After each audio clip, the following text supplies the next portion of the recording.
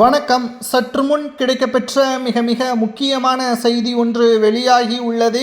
அதிமுகவின் பொதுச் செயலாளர் எடப்பாடி பழனிசாமி அவர்களது தலைமையில் தற்பொழுது பன்னீர்செல்வத்தின் தீவிர ஆதரவாளராக இருந்த ராஜ்யசபா எம்பி தர்மர் அவர்கள் நேரில் சந்தித்து தன்னை அதிமுகவில் இணைந்து கொண்டார். தொடர்ச்சியாக பன்னீர்செல்வம் அவர்களுக்கு அடிக்குமேல் அடியாக விழுந்து கொண்டிருக்கிறது. வைத்திலிங்கம், மனோஜ் பாண்டியன், செங்கோட்டையன் மற்றும் டிடிவி தினகரன் என்று ஒவ்வொருவரும் திமுக, தாவேக தற்பொழுது என்டிஏ கூட்டணியில் இணைந்து வருகிறார்கள்.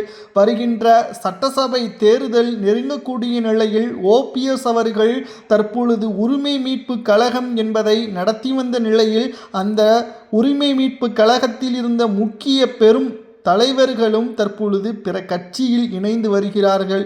தற்பொழுது பன்னீர்செல்வத்துடன் முன்னாள் அமைச்சர் பண்ருட்டி ராமச்சந்திரன் அவர்கள் மட்டும்தான் இருக்கிறார். சட்டசபை தேர்தலுக்கு இன்னும் ஒரு சில வாரங்களே உள்ள நிலையில் தமிழக அரசியல் களம் சூடுபிடித்துள்ளது.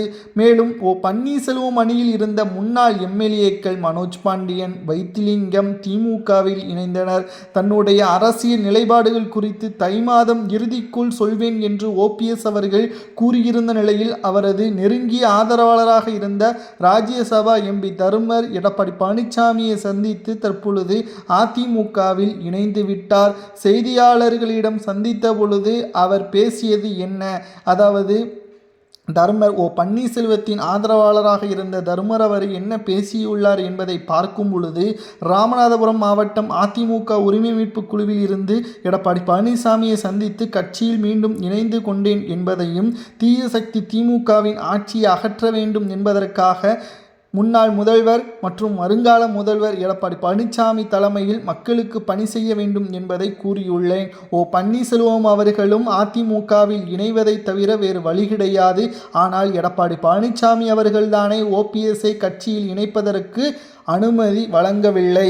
ஏற்கனவே கூறிவிட்டார் அல்லவா சசிகலா, ஓபிஎஸ் இவர்களை தவிர மற்றவர்கள் யார் வேண்டுமானாலும் மன்னிப்பு கடிதம் கொடுத்தால் அதிமுகவில் இணைக்கப்படுவது உறுதிதான் என்பதை ஏற்கனவே எடப்பாடி பழனிசாமி அவர்கள் தெரிவித்துவிட்டார். தற்பொழுது ஓபிஎஸ் அவர்களது பக்கம் இருக்கக்கூடியவர் முன்னாள் அமைச்சர் பண்ருட்டி ராமச்சந்திரன் அவர்கள் மட்டும்தான். இதனால் ஓபிஎஸ் அவர்கள் தற்பொழுது பெரும் அதிர்ச்சியில் இருப்பதாக தகவல்களும் தற்பொழுது கிடைக்கப்பெற்றுள்ளது.